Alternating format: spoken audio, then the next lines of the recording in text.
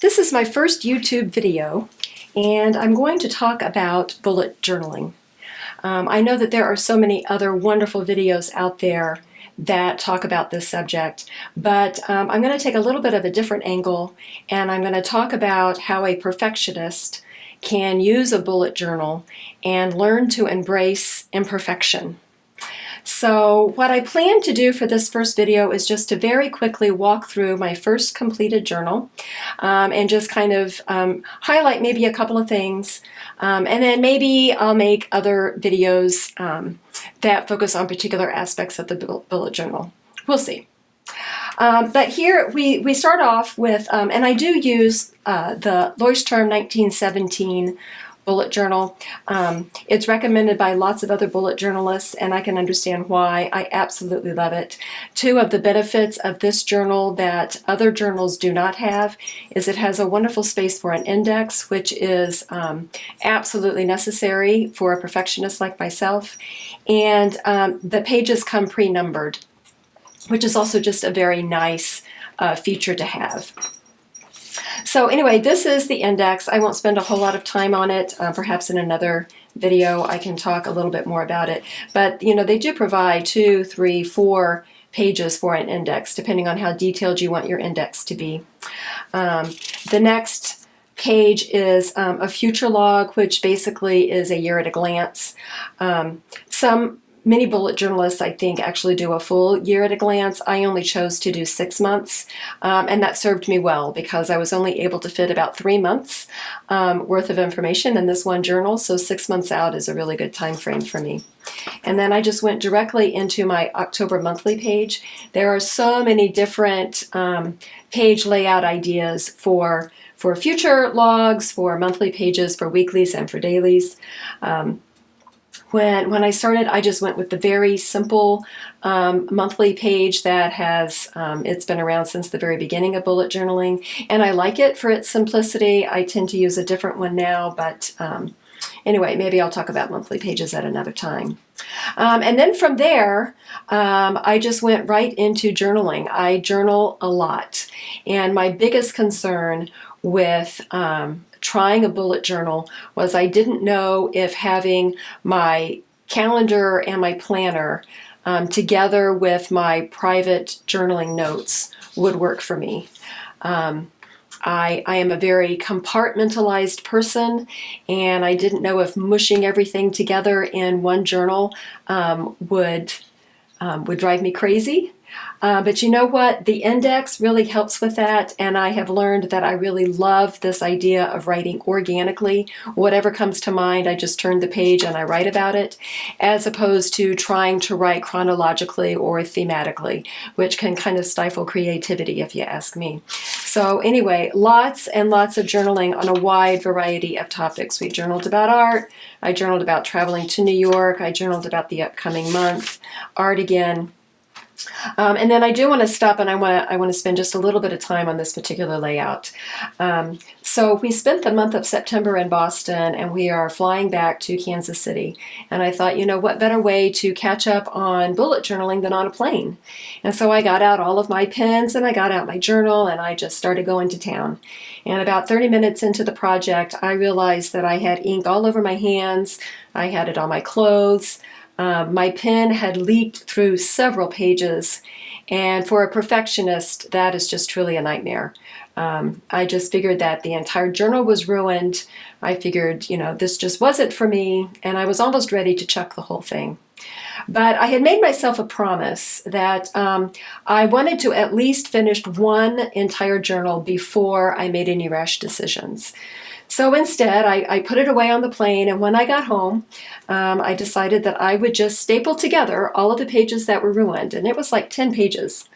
And I just stapled them together, and then I just started right in on my next thing. And I have to confess that this is probably my favorite part of this entire completed journal, because this represents so much to me. It represents that I did not allow an imperfection to define myself as a failure. It represents that I was able to move on, that I could overcome this obstacle. I mean, just so much. I absolutely love I love this. And then, so then I went into my first weekly. And here's the thing with perfectionists. We want to discover and complete the first layout, and we want to do it perfectly, and we want it to meet all of our needs right off the bat. And that in and of itself sets us up for failure, because how are we going to know what is going to work perfectly until we try it? And it's through trial and error that we develop what works best for us. So this is an example that, I did a lot of Pinterest looking, and I found out some very lovely weekly layouts. This one was simplistic enough for me, and yet it incorporated what I wanted. I did it, and when I finished doing the layout, I realized I forgot to put the weather on there. And so I had some space here, and I added it, but that's what it was. It was an add-on. I don't like the way it looks. The old perfectionist would have said, oh, forget it. This is just too much effort. I'm not going to do it. But instead, I tried to adopt the attitude of, you know what, I can live with this for 1 week. I can do this for 1 week, and next week when I create my new weekly page, I'm going to do something different. And again, I overcame the obstacle, and it is just such a freeing thing to do. I really hope I can help a couple of you out there who might be equal perfectionists to learn to let it go, because in doing that, you will find such freedom. Okay, another thing I had to let go. So I love this idea of keeping a gratitude journal. And so I kind of created my gratitude page, had all intentions of, finding at least 1, if not 3 things to be grateful for every day. And I only made it to October 5th. Now, the old perfectionist would say that is truly a failure. I only completed 5 out of 31 days. But instead, I adopted the attitude of, you know what? This particular layout did not work well for me. I will just work, and I'll find another layout that works better, and we'll do it again in November. So moving on. And then now I have a whole bunch of more journaling pages. Okay, so I was thinking about recipes, I was thinking about writing projects, more writing projects, and then I go into photo projects, and then I have several pages on photo projects. And here's the thing, there's almost no rhyme or reason. And the old perfectionist would have had a problem with that. I would have wanted all my writing projects together, all of my recipe food projects together, all of my photo projects together. But what happens is that kind of stymies creativity. Whereas if I just sit down and I write what comes to mind, and I use my index to keep it all organized for me, now that almost energizes my creativity, and I'm able to come up with even more and more ideas. So again, so incredibly freeing, this bullet journal idea.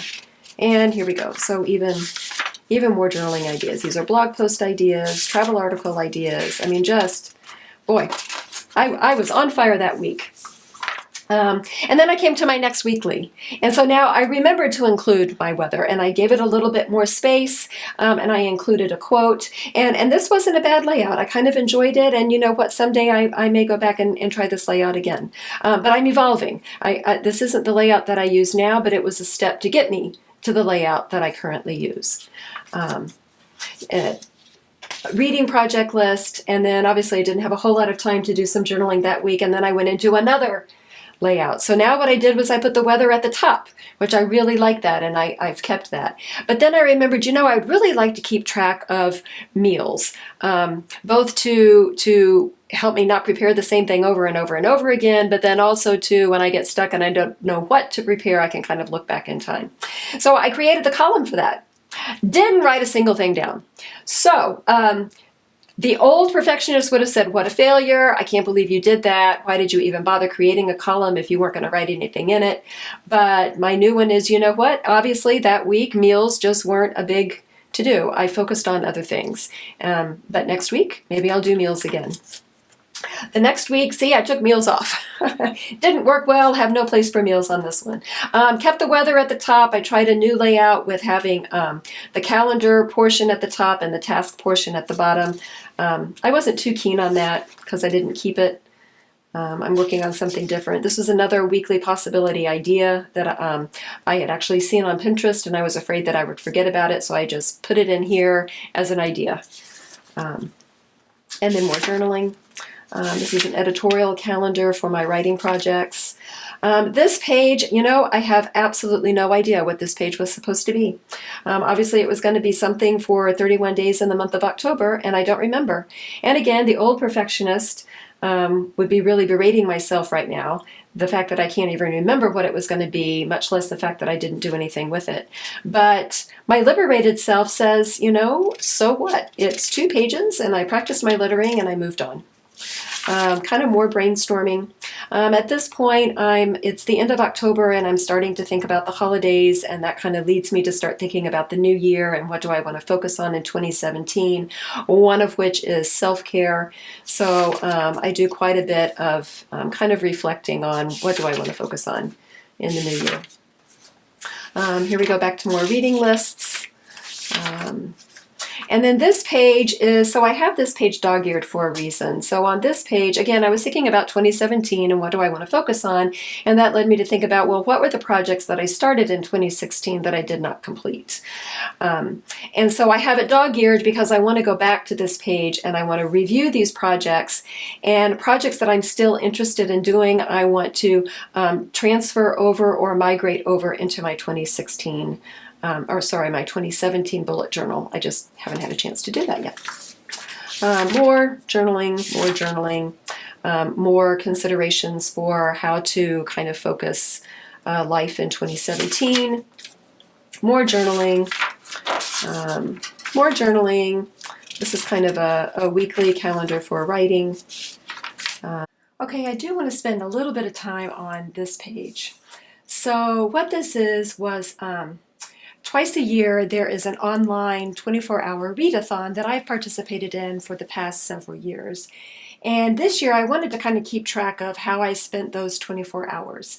So I thought, what better place to do that but my bullet journal. And so I did. I kept track of everything. But the reason why I want to pause right here is I want you to take special notice of perhaps how uncreative my bullet journal is. If you have watched any other bullet journal YouTube videos out there, you will notice there are some incredibly talented journalists out there who either have gorgeous creative lettering and or they are fantastic artists, or they have the cutest little doodles in the world, or they're very good at creating really pleasing to the eye layouts.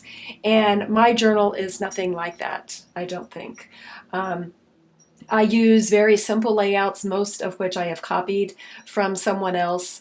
Once I find something that works for me, I tend to use it over and over again rather than experiment with new ones. My creative lettering is almost non-existent.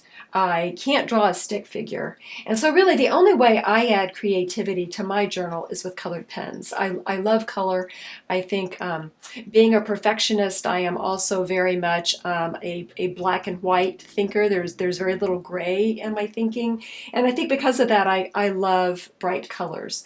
So this is a pretty boring, plain page, and yet it encompasses exactly what I wanted to capture for this particular time period. So I say all that to say this, that I don't want you to hinder yourself from starting a bullet journal because you think you're not creative enough, or you think your journal won't be beautiful enough, or you think that you can't even compete with the other journalists out there. Because here's the thing, there is no competition in bullet journaling.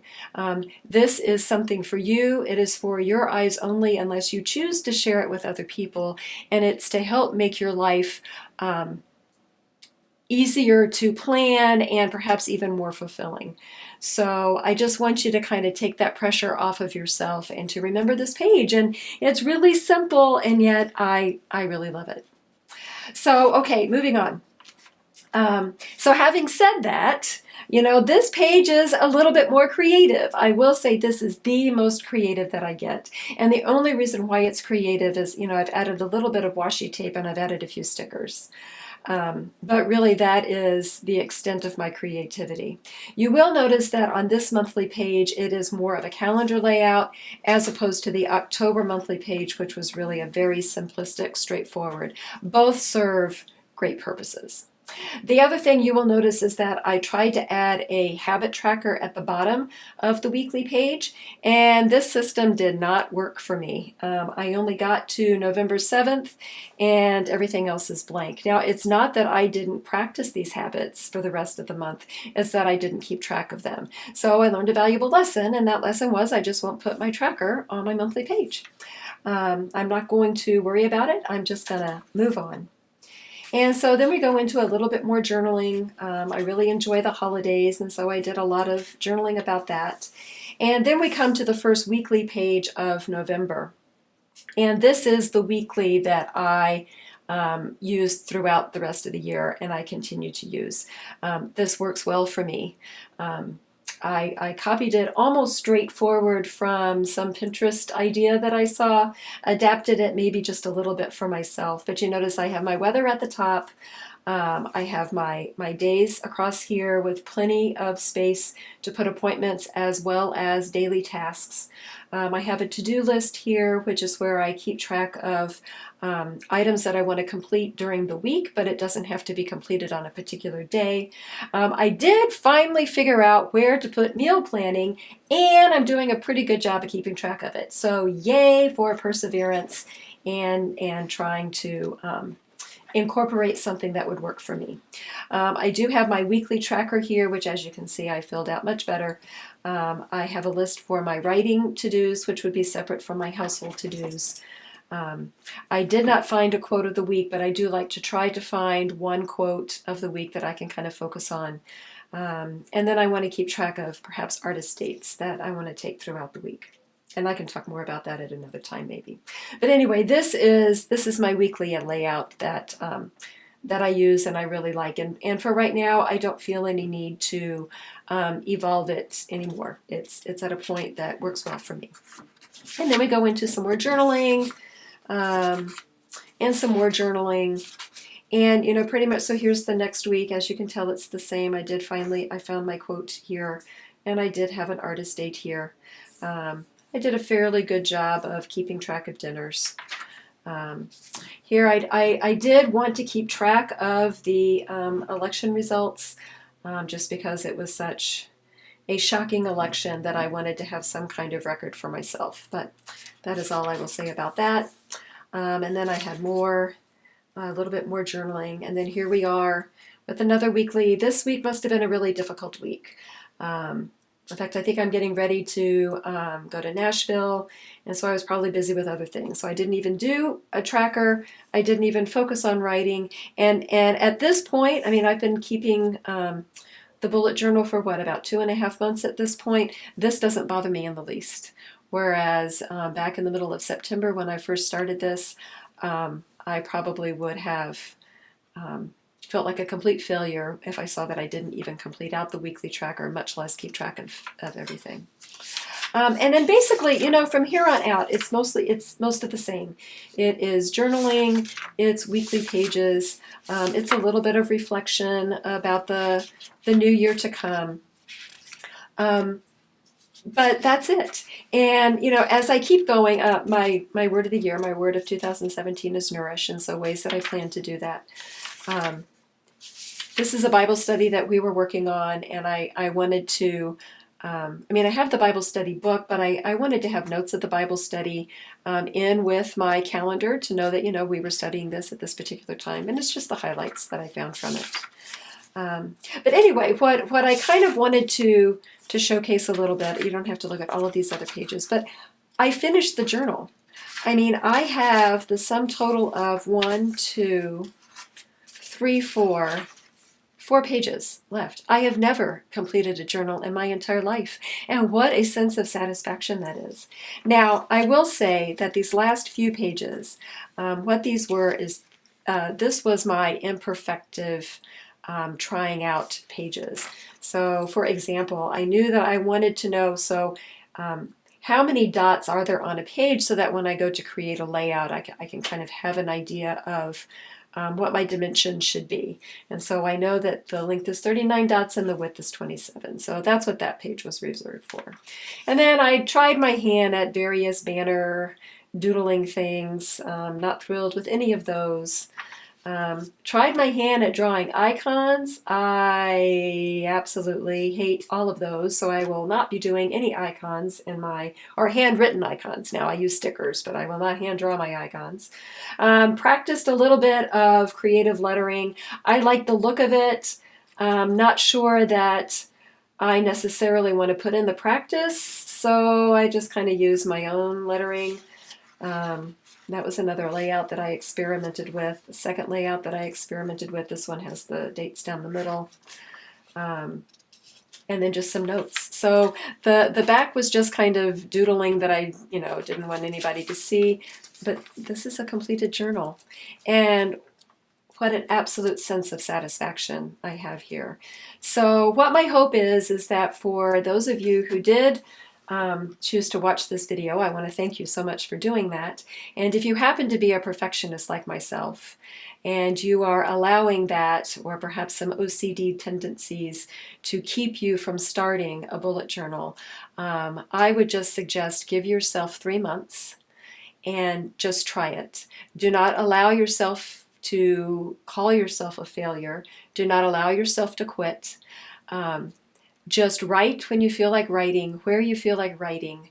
Learn to let go of perfection and to embrace the freedom that is yours. You will not regret it. Thank you.